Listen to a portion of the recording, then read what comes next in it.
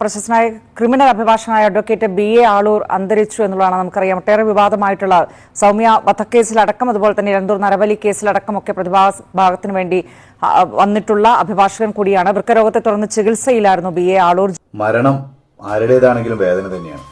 ജീവിച്ചിരിക്കുന്ന കാലത്ത് കുറച്ചു പേരോടെങ്കിലും നല്ലത് പറയിപ്പിക്കാൻ പറ്റിയാൽ അത്രയും നല്ലത്.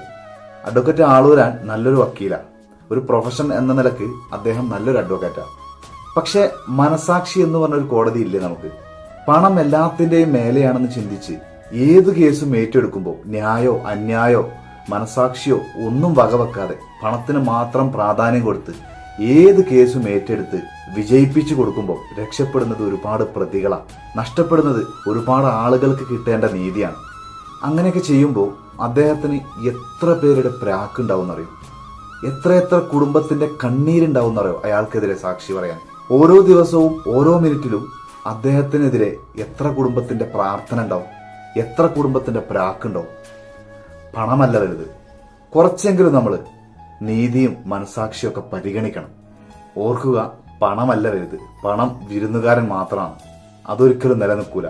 ഒരാളെക്കുറിച്ചുള്ള നല്ല ഓർമ്മകൾ മാത്രമേ എന്നും നിലനിൽക്കൂ.